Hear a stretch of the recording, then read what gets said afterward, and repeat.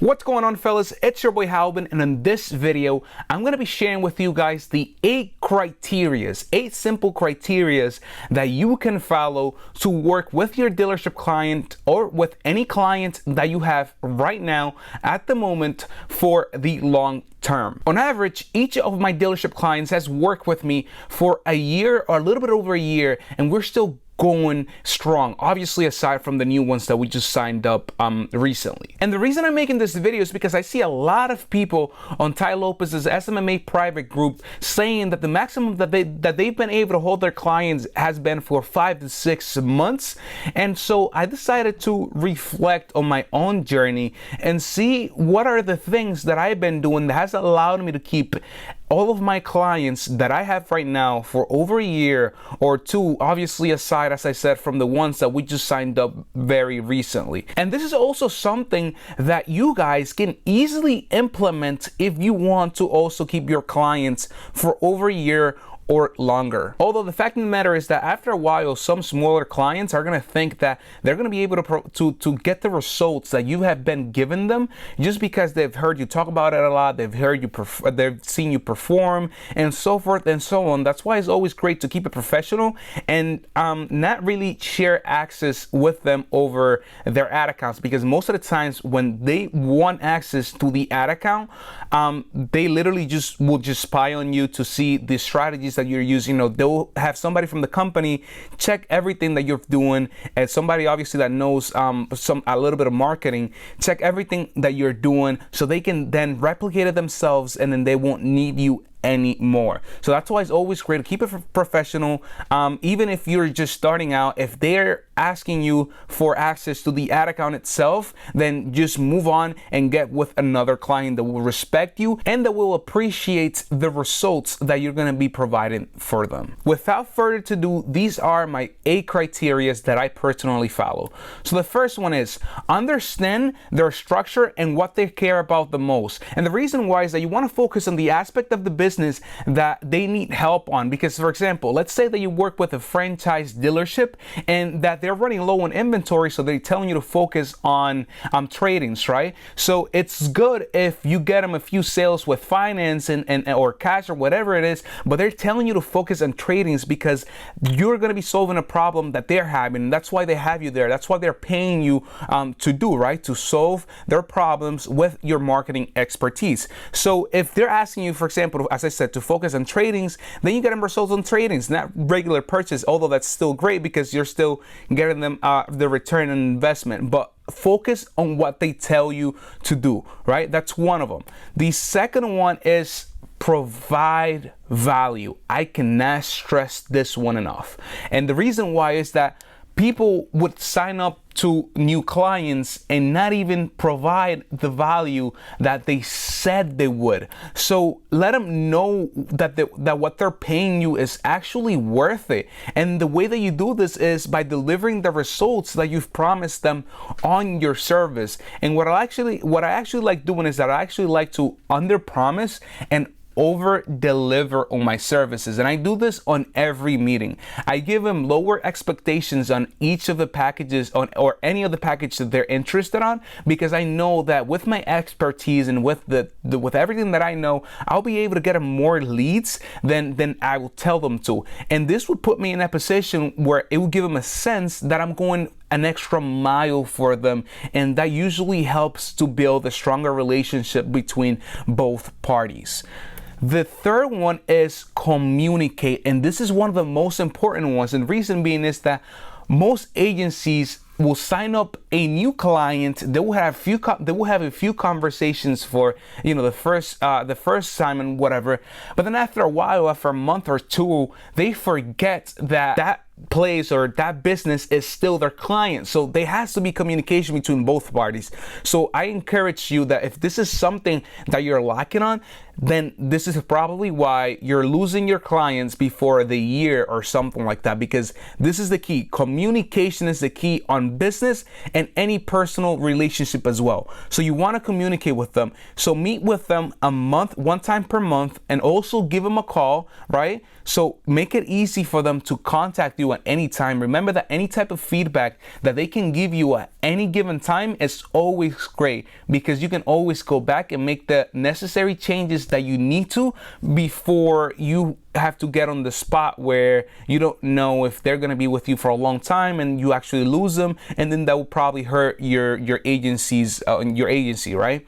The other one is be in touch with them. As I said, ask them how it is that they're going, how is it going on their side, so that you have an idea and you can make changes if it is necessary. Also, let them know what's going on in your side so that they're aware of what you're working on, and that also they can also help you if you need any type of help. This would be the best case scenario, where you have somebody from the dealership where you're contacting with regularly, and by regularly I mean once or twice per month by a text, or that they're contacting you and going back and forth with feedback and stuff like that, because this will put you in a position where you're able to make necessary changes if it's needed, right?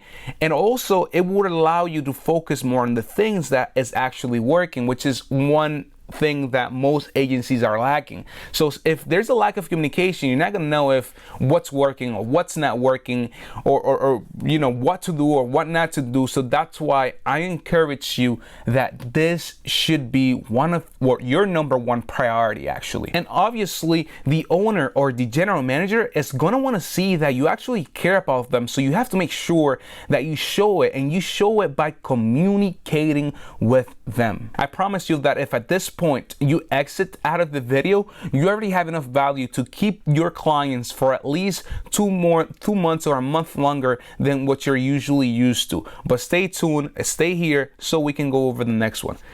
Now, the number 4 is be honest and crystal clear with your clients, right? So create a marketing plan for them so that they know what to expect in any given month. Also, give them clear expectations on what they should expect from your services from the beginning. So make sure they understand how your packages work, because for example, if maybe they're expecting 2,000 leads when they're only paying $1,500, you and I know that this is most likely going to be impossible. Well, depending how you qualify a lead, it's most likely going to be impossible even if your agency makes no money whatsoever. But even then, it's still going to be a rough, it's still going to be something very, very hard to do, close to impossible. So from the beginning, you want to set clear expectations based on the package that they choose, so that on a random sunny day, they just don't expect you to send in 200 extra leads just because it's sunny outside. So you want to make sure you communicate this with them. You want to make sure they know what's going on. You want to talk about numbers straight from the beginning. Say, hey, you know, with this package, we're probably going to be able to give you, let's say, 100 or 150 leads or whatever it is. Obviously, you want to use the under promise and over delivery method, so that way you can build a stronger relationship with them. So if you tell them that you will deliver 150 leads, then, you know, make sure to deliver at least 170, which is actually, you know, pretty doable regardless of the package. The next slide is the KISS method. Keep it stupid simple. And what I mean by this is that you have to know that they have a lot going on in their business. And why does this matter? Because you have to make it easy for them to receive and process the leads, right? Also, if it's a small dealership, you should set phone notifications when a lead comes in, because you know that salespeople at small dealerships are all over the place and they can't be in front of a computer the whole day. So you have to make it easy for them to receive the lead, to know that there's a lead on their CRM or the Google Sheet, whatever it is that you're sending the lead to, so that way they can get back to the lead in a timely manner, which is within 5 minutes, ideally, right? The next thing is you have to train them. So set up a meeting with whoever's going to handle the leads and train them on how to get the leads, how to follow up, and how to do it personally. What I usually do is I would set up this meeting, I would go and I would actually set up a few appointments so that they see the way that I do it. So whenever I leave, they have an understanding on how to go about different approaches, and so they can get comfortable with doing it themselves as well. So I do that, and then I say, hey, here's the phone. let's call some leads, so that way I can give you some insights of what I think, what are the best approaches that you should go with, right? So you have to train them, because if you get them the leads but I don't know how to handle it, then there will be a very, very slight chance of them closing the leads, which would make the owner think that the leads that you're bringing in are just not qualified. So you have to let them know, you have to show them how to do it, let them know what's going on, and make it easy for them to follow up, to get the leads, and to set the appointment. The next slide is get sales record. And this is very important, because you have to try to make sure that you can match the sales that they got, that the dealership got, or that your client got, from the leads that you brought them, and that way they can see their ROI. Number penny by penny, right? So you want to see that if, for example, from 100 leads they got 5 or 10 sales. If you're selling a vehicle, then that's an awesome return investment. So you want to make sure that you're able to show them that, and also on your side it's better, because from there you can move them up to a package a lot easier, rather than if you guys are just guessing how many sales they got based from your services, right? Which is honestly what most agencies starting out do, right? At first they don't have the technology or the knowledge on how to match the leads with the sales.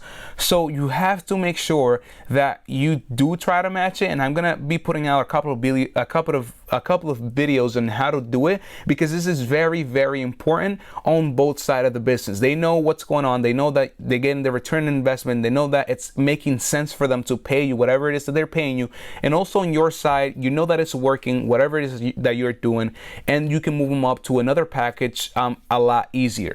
So the next one, also share with them the Facebook reports at the meeting, so they know the numbers, right? So if you're running, let's say, message campaigns and whatever, you should go, it's really easy, you go to Ads Manager, and then you tap on the settings part of it, and then you go to I think it's like reporting or whatever, and then you can customize the columns right there, and then you can show them the message that you got. You don't have to show them the price. I actually don't show them what I pay for it, because obviously you're your agency. If they would be dealing with, for example, let's say Car Gurus or Car for Sales, they would never ask a company like that to show them how much they're paying per click on Google, because the company like that would never show it to them. So make sure that you show them that you know your value, and that you're not gonna downgrade just because you're just starting out. Make sure that you show them that you know what you're actually doing, right? And that you keep it professional as well from the beginning. The next slide is always